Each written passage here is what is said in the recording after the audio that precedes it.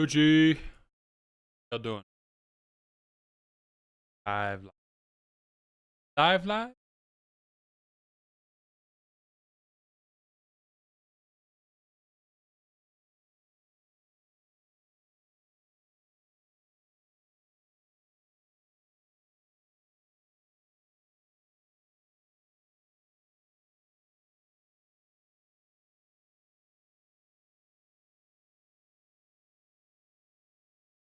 I don't know how it is. All right, dog. We got two things I want to say specifically. I got class at 9. Got ton of time for this. Holy crap, Cavs Thunder, bruh. Wowza, because that game. Let's just say I try to predict it. Not that I try to. Not well. I did try to predict it. I said, hey, if XYZ happens with the Thunder, they're gonna win. That happened and more. We're gonna dive in specifically. I haven't even checked all like the advanced stats yet and like the box score. I knew like who scored what, but in terms of like team stats and what I said, we're gonna see if what I said actually happened and if that made it. There's one thing I really want to point out that is why the Cavs lost. I'll talk about that later. So let's preview what I talked about. If you missed last stream, if you missed last video's doing okay. I haven't posted in a while in the video. So a little bit better. So okay, Cavs Thunder. I was not expecting what happened, honestly. Jay went stupid. The Cavs did not go stupid. They looked stupid. Funny how people ask me like, what's it in a good and bad way? Like I said one time a couple days ago, I said smart, and my wife was like, "What does that even mean?" That's a good point. I need to like stupid. That doesn't make. Anyways, y'all know what I'm talking about. So the game preview from after last game in games, I had a stream. I talked about this stuff. Talk about, hey, it was a very close game last time. Very simple way to win. You make more threes. You shoot a better percentage from 3. You get more rebounds and you get less fouls. You win a game because that's what the Cavs did. That game was crazy. 30 lead changes, 8 ties over the course of the game. 2.4 million viewers at its peak, I believe, and it was like 1.8 average, which is really, really dope to see that. And the Cavs scored, I think it was 129 points on a defense that is allowing 100. They scored 20 more points that on the number 1 defense in the league, probably might be in NBA history, up and maybe like they're all 102 points for opponents. Obviously. And that was with the big keynote that was with Donovan Mitchell going 3 for 16, which was abysmal. And he 3 for 14, but we'll get to that in a second. So I said the Cavs still had in the last game more turnovers. They shot worse from the free throw line. They didn't make as many shots, or they didn't shoot as well on their shots. Donovan Mitchell had 3 for 16, but their bench was huge. Max Strus had 5 threes. Dean Wade starter, but he had 3 threes. Ty Jerome came in and had some buckets and stuff off the bench for maybe 2. Not really come back in and light it up. So I talked about what do the Thunder need to do to win the game. Well, OKC was in foul trouble the entire time the first game. That didn't really happen the second game because there was no fouls. There was no stoppage. This is one of those games that just kept going and going. Right, fast pace. It was good. I said if you flip it and if you flip Max Strus and Ty Jerome, roughly Thunder, have guys like Lou Dort, Isaiah Joe, Aaron Wiggins come out and ball out outside of Shea and J-Dub, that's how you're going to win the game.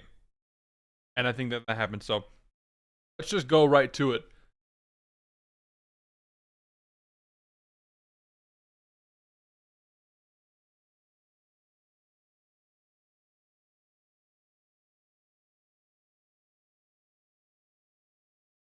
All right. Punk. Okay. Yeah, so Shea, first of all, had 40. Donovan Mitchell had 8 points. Only played 21 minutes. That's actually pretty bad. Yeah, so J-Dub, 19 points. Lou Dort, 20 points. Shea, 40 points. Isaiah Joe, 12 points. Brandon Carlson, that was crazy. My wife was going nuts over him, probably because he's and she was like, "What the crazy?" Um, yeah, they had no Isaiah Hartenstein in this game, and they still won. Now, this box score, the final score, does not reflect how bad this game was. It was one of these games against my Clippers a couple over. The Timberwolves were beat for like 4-5 or something, and then the Clippers back in garbage time in like a 20.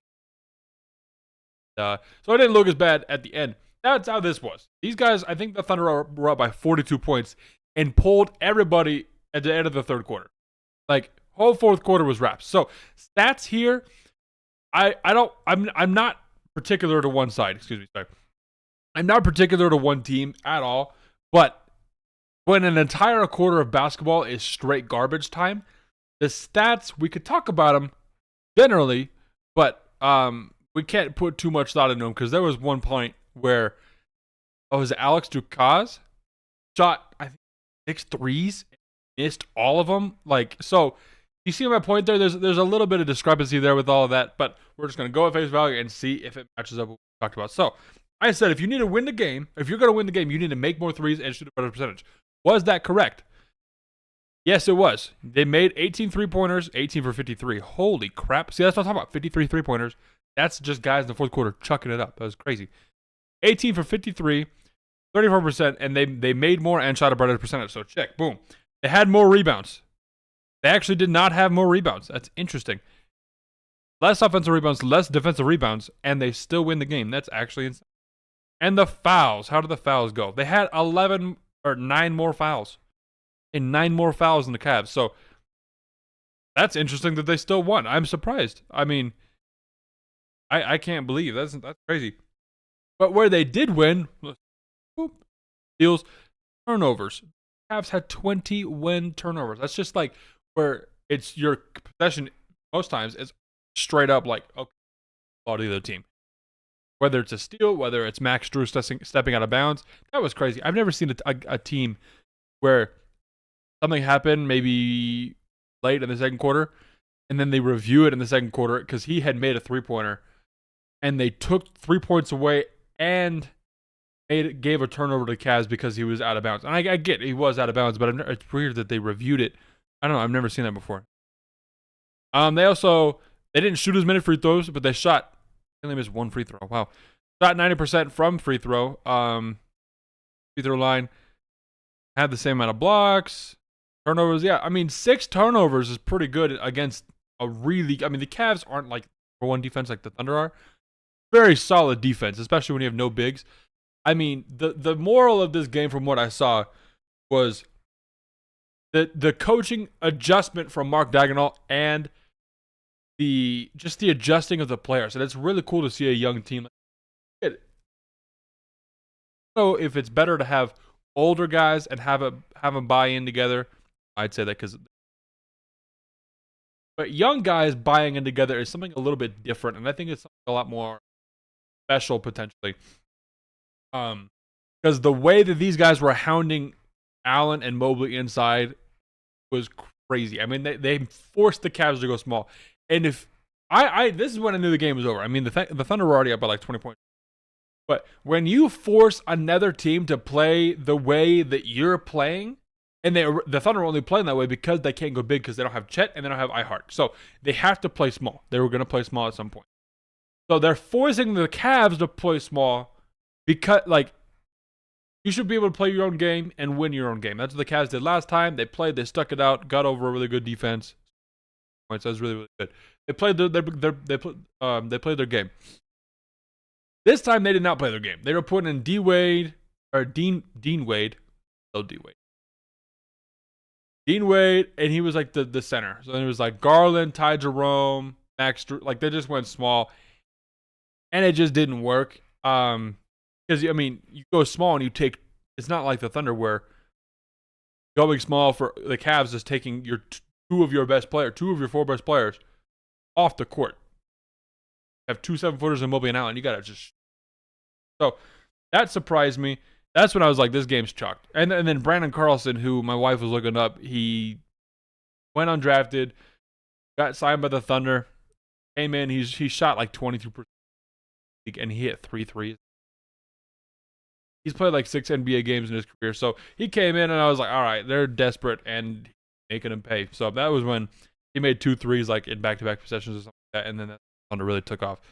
But so the implications, I talked about the implications were like, okay, what happens if the Thunder win? What happens if the Cavs win? So I said, unfortunately, since it's a home game, if OKC wins, we don't really learn much, because I was like, oh, then we just learn if like, oh, the team's at home, then you just win between these two teams, and that's generally true for like good teams.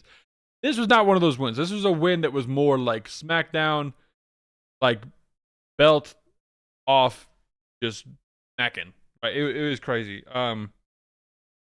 So we did learn a lot, and the Cavs did win. I said if the Cavs did win, they have a way better chance of going going for the 70-win record, or not the record, but overall record. But this game says a ton about both sides. I still believe that.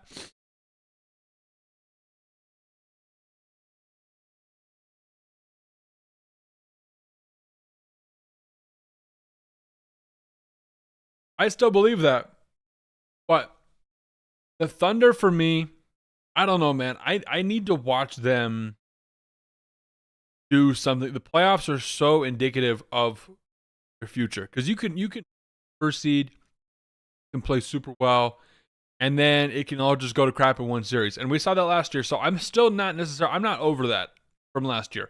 Number 1 seed is like, oh, this is a time the Thunder are really good because they're the 1 seed. And then Luka comes in and was like, all right, dog, like let's just run, and knocked them out. And so in the second round. So I think this Thunder team is better than last year, 100%. They have better pickups. They're more, I mean, they had that experience to go through, so obviously they're better off of that. But golly, dude, if you have to play like Jokic and something like that, or I mean, who could they play in the first round? Like, it's gonna be rough. Yeah, they might have to play the Mavericks in the first round. That's gonna be insane. So it's not gonna be easy all the way for the West, just generally. But I'm not giving the Cavs a cop out either. Like, I'm not saying that they're better than the Thunder are. They are in the head-to-head matchup, but in terms of their opportunity to get to the finals, it might be more rough for the Cavs, because you have to play. It's the top-heavy teams in the East. You have to play either Giannis, or a combination of like Giannis, the Celtics, or the Knicks. Like, probably 2 of those 3 teams to get to the finals. And that's a rough task, dude. That is going to be hard. Cavs can do it, but holy crap. I mean, playoff basketball is still, I don't know if it's going to change, still superstar basketball, bro. You have to have a superstar to win. I mean, look at all the rest of the championships. It was like last year. Last year was an interesting case, because it was, I wouldn't consider Tatum like a superstar, but that team, Tatum, he's a multi-time All-Star. Jaylen Brown, multi-time All-Star, right? Tatum's been there and MVP voted. Like, so they had that team, and they're just a really good overall team. And the Thunder are like that, but a little bit downgraded, because I'm not going to put Williams in this. Jaylen Brown. I mean, that's year before that, Jokic. Year before that, Steph. Year before that, Giannis. Then LeBron, AD. Then Kawhi. Then 18. Yeah, KD, Steph. LeBron, Steph. Yeah, so you see the point. It's like big-time superstar deals. So they're a good team, but I think this relies mostly on J-Dub for the Thunder, because he really needs to step up. He's a great player. He's a great player. Gets his shots off, plays great defense, does all the things you need him to do. But at the end of the day, like I just said, I'm not putting him on the same level as Jaylen Brown. That's not a knock. They're going to be here for a long time. I've said this about the Rockets. I'm like, Rockets probably going to lose in the first round too. Just because, who do they have? They have no superstar. Jalen Green's been playing well, like over 30 points per game well. But if you match up with Nikola Jokic in the first round, or like Houston plays like LeBron and AD, who have won a championship together and gone to conference finals again after that, like, a 7-game series is a big deal. So I think the Thunder are going to do good with home court advantage. But, I mean, last year, the Luka came in and was like, I'll just beat you guys in 6. How about that? Fun. And that happened. So, there's no really predicting. The Thunder do look really good. The Cavs, that number 1 seed is going to mean more to the Cavs because they will have home court advantage against these big dog threats that are still maybe looming above them potentially. And the Thunder will just have number 1 seed. So, if it's like Cavs Thunder, and the Cavs have like a slightly better record than the Thunder do, that would be crazy. Because then, Game 7 in Cleveland, whatever, Game 1 and 2 in Cleveland, that's insane. Outside of that, though, I think we covered pretty much everything. This is a very, very good series. I mean, even though yesterday it kind of sucked, hopefully, I hope it got a bunch of viewership still. Did a bunch of the NBA for. That's pretty much all I have on that. I'm excited to watch this going forward. The playoffs are going to be super dope. This week we have quarter season review week. So you already know we're going to go do that top 5 rankings and stuff like that. A bunch of those.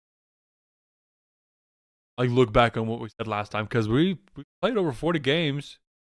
Most teams have played 40 games exactly to today. Some of them played more. So that's all that I want a little bit. So that's all I got on that. Now we got another little activity that I want to do.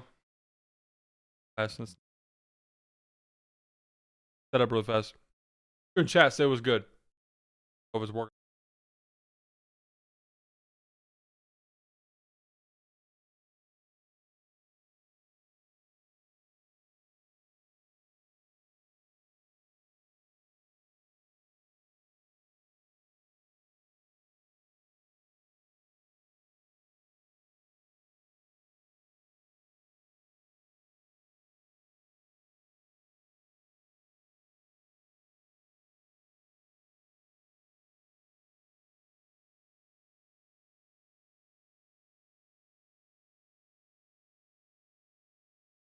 All right. So now we got NBA hot takes, bro. This is gonna be a fun one because I really wanted to look at like blindly as I could. I wanted to go look at the best hot takes and give it not talk about that, but give them a score of like, okay, 1 to 10. 1 is like freezing cold, put that sucker in the fridge. Number 10 is like scorching hot, right? So I want to talk about some stuff. So this guy says, give me your best hot takes, blow my mind, can be related to new or past players. Here's a pretty cold one. If LeBron by some miracle wins another chip, he secures himself as a GOAT. Yeah, that's pretty cold if LeBron has 5 chips. So I give that too cold. This guy says, Tim Duncan has the most perfect NBA career. In terms of the most perfect, I'd say like, I don't know. That doesn't stick out to me as like hot because I'm like I don't really who's talked about the most NBA career. Probably Jordan. Yeah, I'm gonna go Jordan over Duncan. Oh, that's like give me a 4. That's a 4. Discussions about GOATs or cross-era comparisons are stupid. We've all been brainwashed by talking heads into thinking these discussions are somehow meaningful. I 100% agree with this. I think it's dumb. It's a lot, like so much about opinion and upbringing, and there's so many different things, especially when you talk about, I mean, like this guy says, game is also so different at different times between Kareem, MJ, LeBron. It's much a choice of era as player. I mean, we talk about 70s, 90s, and 2010s. Like those are all 20 years. So that's tough, bro. Did this guy just call Steph a true all-time two-way great? What the freak is he talking about? This guy's like, what? Yeah, that's stupid. So let's move. That's the next one. My maybe hot take is that there's no checklist to be the GOAT. I think you reach the level of greatness, you have to look past the 3-point percent of the team. What does that even mean? How you determine the GOAT is up to you, but I don't believe it's an objective measurement that can be used. 100% agree as well. Once again, I mean, that isn't. The more that I like talk to people about that, like most people who have a hard stance are like have a hard stance for a reason because they're not changing. So like most people have a discussion to like try and change the other person, but it's like I just want to express, hey, like for me, I think LeBron's the best basketball player of all time, but I think Michael Jordan is like the greatest, like maybe most like not most accomplished, but you guys know where I'm going with this. Where LeBron, in terms of an individual basketball player, It has nothing to do with him scoring 40K points. I mean, he has 40K, 10 and 10, or 10K and 10K, which is insane. But 6'9", 250 moves like that, is that athletic. He's been playing for this long because he's the greatest basketball player ever. Now, there's different situations where I'm not even like, this isn't a cop-out for LeBron where, he doesn't have championships because it's a team sport, stuff like that. But, dude, from what I've seen, the longevity, and he can do everything. He's the only player where I'm like, you can literally do everything at a high level. It's crazy. So, and then Jordan is Jordan. I just rewatched The Last Dance, and golly, Jordan is that guy. So, 100%. Okay, here's an actual hot take. We're going to start with the GOAT debate for a sec. Swap Kobe for T-Mac, and the Lakers still win 3 rings from 2000 to 2002. Wow. Okay, I got to ask my dad about this because he's the Lakers guy. I was born in between that period, so I can't really. I went back and watched the Nets Lakers final on League Pass and stuff, but I wasn't there for it and stuff. I didn't watch the other ones. I didn't watch any series up to that final series. I'm assuming T-Mac was maybe better than Kobe at the time because Kobe was young. When was T-Mac drafted?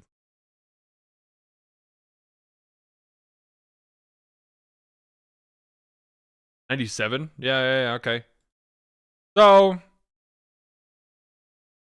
I mean, that's actually a pretty cold take now thinking about it because he says, swap Kobe for T-Mac and the Lakers still win 3 rings. Yeah, and then these guys are saying any star guard in history with a working type of dominant big is getting the. So, yeah, you swap Kobe with, not saying that Kobe wasn't bad, but you swap Kobe with anybody of his caliber, and the Lakers are still getting it done because Shaq was that dude. So, I'm going to give that maybe a 5 because there's some Kobe people who are going to be like, what the freak are you talking about? All right, Isaiah Thomas had the killer instinct that we claim to want in our superstars, but people hate him because he used that killer instinct to beat Jordan, Magic, and Bird, the most popular players. Yeah, I think Isaiah Thomas has a killer instinct. I mean, I just watched Last Dance and Bad Boys documentary. That's a really good one. I guess I don't know why people hate him. I think he's a good player. I think he's a good dude. He's my third point guard, number 3 point guard of all time. So it's Magic, Steph, and Isaiah Thomas. I mean, great teams, 2 championships. I mean, what else do you want from the guy? So, let's go on Jordan. That one.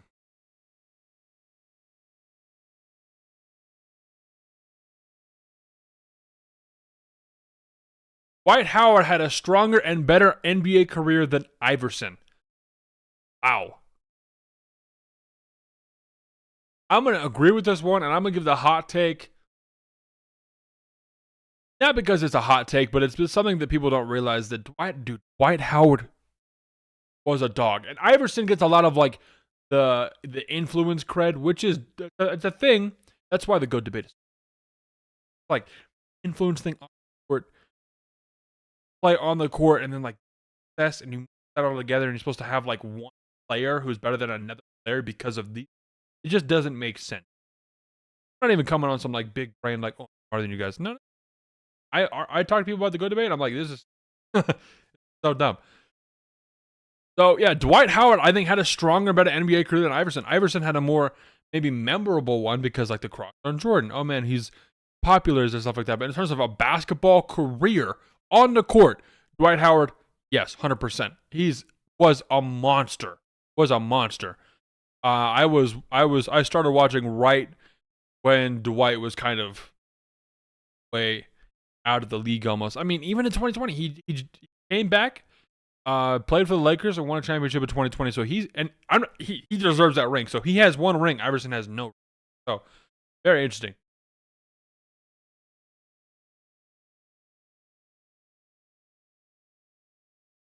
But yeah, for me, it's the Dwight Howard DPOY thing. It's not a hot take, but it's the truth, and people need to hear that. So I'm gonna give it a score of. I'm gonna give it a 6. Not crazy. We haven't seen anything crazy yet on both sides. I mean, we're scoring stuff that I was. I want to get to 8, 9, 10. Kareem is on the same level as Jordan and LeBron. He should be talked about just as equally with the other 2 when talking about the. Yes, I mean I have Kareem 3rd. 6 MVPs, most ever. 6 championships. Like, what else? What else do you want from the guy? He's number 3. Give that a 2. Not gonna read the long one. Oh boy, Jason Kidd and Rajon Rondo would be a very average point guards in today's game. What the freak are y'all smoking? So how? I don't understand this. I get that like Steph came in at like 2013, 2014, 2015, and like that's like the new era for some reason. But like Rondo and Kidd were playing. Rondo was playing at that time. I don't know what we're talking about here. Like, what does that even mean? I'm just gonna like disqualify this one because Jason Kidd retired. I mean, when did he retire? He retired in 2013. Like, I don't. What do you mean today's game? That was like a little over 10 years ago. So I'm gonna disqualify that. That's just stupid take. I have a bunch. One being that if LeBron was in MJ shoes in the 90s, I personally believe he'd have more rings. Other is that I believe Kawhi's prime defensively would not be able to guard prime What? Wait. Other take is I believe Kawhi's prime defensively would not be able to guard prime Kyrie, Carmelo, Harden, or AI. Let's focus on the Kawhi one. Kawhi's prime defensively would not be able to guard prime Kyrie. So I get what you're saying. Like Kyrie, like Harden especially. He's just going to get buckets. Harden is a better bucket getter than anybody on that list. Out of Kyrie, Carmelo, and AI. It's not close. Don't even talk to me about it. AI was cool. Kyrie is like cool, but not like a scorer, give me the ball. Melo is more of like a cat, like a give me the ball and I'll shoot a lot, but Harden's the best scorer there. So I think Kawhi would lock up AI and Kyrie. Like in a game, in terms of like lock up, it's like lead them to 8 points or 10 points instead of like 30. That's what I see as like guarding somebody. Now, like staying in front of them, generally, like maybe Kyrie's tough. Like, I mean, the thing about the Kyrie thing is like Kawhi's prime was against Kyrie and Melo and Harden. So I don't know what we're doing here. I don't know. I don't know what to do with this. It's like a hot take. I don't know. I think I'm just gonna like. No, I'm not gonna disqualify it. I don't know what to do here. Why? Okay, well, we gotta have like one guy. Let's pick one guy out of this because like talking about 4 different guys is weird because some of them he would, some of them I don't like. I don't think Melo. I think Kawhi stopping Melo. Kawhi is one of the best defensive players. Come on, and on both sides he'll get it done and he'll score more. He's a better scorer than, or he's still on the same level as some of these guys. Harden is the only guy that I would be like no, because nobody ever is guarding James Harden. Carmelo, yeah, I think he could get stopped. Because Kawhi, I mean, Melo's game was cool, but yeah. Kyrie is interesting. Kawhi is just bigger than him and AI. That's the only reason I'd say that. And he's just as quick and stronger and longer. And that's it. So I'd say Harden's the only guy that's not getting locked up. So, okay, Moses Malone is second or third best player of all time. Whoa. Boop, boop, boop, boop, boop. Not best. I thought he said best player. Best center. Big difference. Holy crap, I would have lost it. Top 10 player. Kareem won, and when it depends on what you think of Hakeem, Malone has 3 MVPs and saying longevity, finals MVP, 8-year prime is putting up 27-15. That's pretty good. Came along 5 years later, didn't spend a portion of his time in the NBA dark ages. It would. Okay, yeah. So that is the thing. MVPs is a big deal because him and Jokic have the same amount of MVPs, but it's like who's better? Because I mean, 27 and 15, but Jokic is pretty much doing that. Doing like 30, 14, and 10 right now. Jokic should win. Like, seriously. I get that Shea's balling out, and he's like exciting, and it's really cool. But Jokic is doing something that he, as a 3-time MVP, has not done before yet. So how can we give him the other 3? He's like, hey, I won 3 awards. 3 MVPs, which is crazy. And then I'm going to do something better, and my team is still good. Like, how do you not give him the MVP at that point? I do not know. I give this an 8. Because saying that, like, not even mentioning Shaq here is why this is an 8. Because that's insane. Malone is cool, 3 MVPs, whatever. It's like Kareem, then Shaq immediately. then Hakeem. Then we get into like, I'd go with Bill Russell over like Malone, maybe. Like they didn't play that far apart. So if we're gonna reach back and talk about Malone, we can go a little bit further and talk about Bill Russell, who's got 11 championships. So that I'm gonna give this an 8. 8 hot take. That's pretty hot because you didn't even talk about Shaq, which is insane. This guy said, "Oh, Moses was so good. He was basically if you combine Embiid and Rodman into one." He does have one of the dopest nicknames of all time, the chairman of the board. That's insane. Okay, here we go. My best hot take is that KG could have been the number 2 best player ever. What the freak? Okay, this is the same situation. Oh my gosh. The best NBA hot take, my best NBA hot take is that KG could have been the best number 2. So like sidekick, Robin. Ever had he had spent more of his career on a good team. I don't who's talking about number 2. Talking about number 2. Talking about KG. KG won MVP, bro. Like, and I don't think anybody's passing Scotty. Because you got to go through like Scotty and then Kobe. I think Scotty's the best number 2 ever. And that's that. So I'm gonna disqualify this because I thought it said something first. I thought it said something different first, and so I about lost my mind. That's pretty much we're just gonna that one away.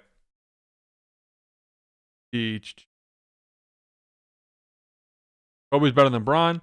That's one where I'm like, if you have that opinion, like my whole bit for the GOAT debate is if you don't have Jordan and LeBron, 1 and 2 at any everywhere. That's where I'm like, all right, dog, we gotta talk about something. Except for Kobe, because now that Kobe's passed away, very, very sad situation. People that influence means something, like a lot to them, right? So, Kobe's the only guy where I'm like, there can be like, and I'm like, you know what? That fun, right?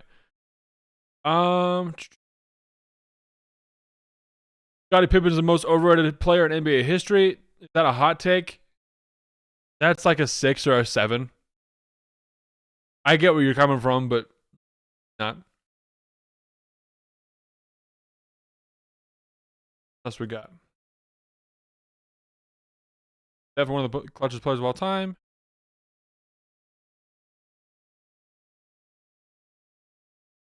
that it?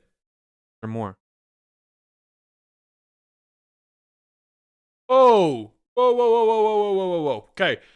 Durant, where did I go? Durant is not a top 20 player of all time. This guy just says why. Yeah, he is. He's almost in the top 10. If he wins one more ring and if he has like an incredible season, like before now and the end of his career, holy crap, is he gonna have a good time? He could be in the top 10. He's there. I think he's above Wilt right now just because, I mean, he's the same size as Wilt and handles the ball and one of the best scorers of all time. Has he passed Wilt?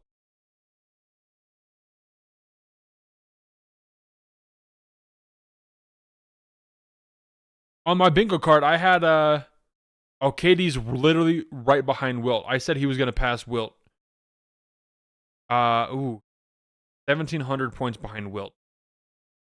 KD's gonna get to 30K this year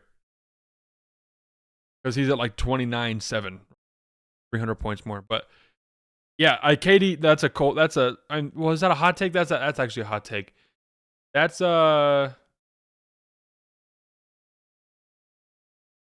a top 20. So this dude's saying like the most KD is like the 21st best player of all time. Yeah, that's a 9 because I don't know how you can get there with that. Like who's better than him? I don't understand that. Next one, Larry Bird is better than LeBron James.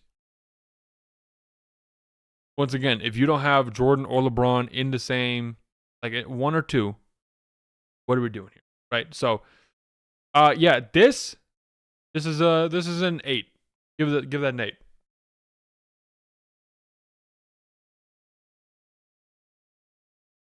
Giannis has a Ziploc bag. Coldest take I've ever seen. 1. Michael Jordan has the toughest opponents in his career out of most NBA players. I'm going to go ahead and say LeBron has had more tough opponents because he's.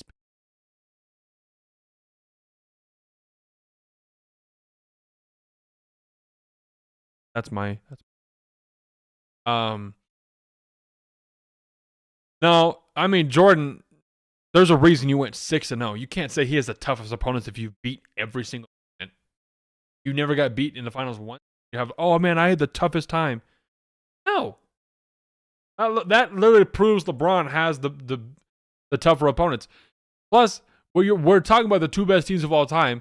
It's the Jordan Bulls, Jordan played on, and anyway, like whatever year you want to do, there's 6 of them.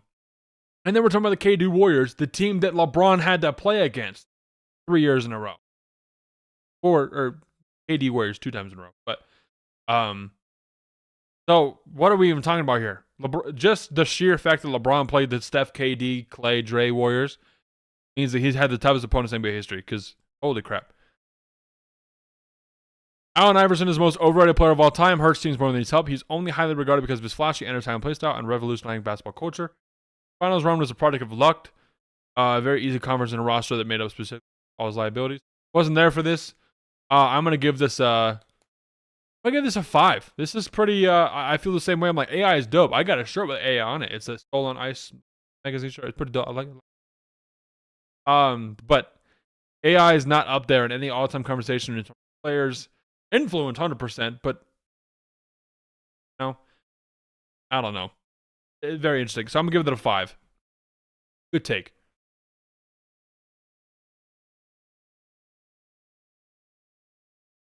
What does this even mean?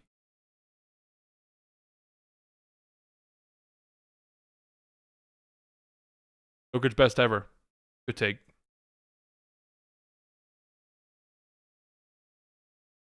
Jokic is and has been better the last 5 years than LeBron was for his entire career. That's not true. Because you got 1 championship and 3 MVPs versus. Don't even talk to me about it. Kevin Durant is possibly the hardest player to defend in NBA history. I 100% agree with this. Because KD, I think you could, the same way I feel about the GOAT debate is how I feel about the scoring thing. The best scorer of all time that I've ever seen is Kevin Durant and or James Harden. You can convince me for both. KD is what the freak, and James Harden is even more what the freak, right? But KD being the hardest player to guard, I give that to him because he's 7 foot and he's doing things that are insane.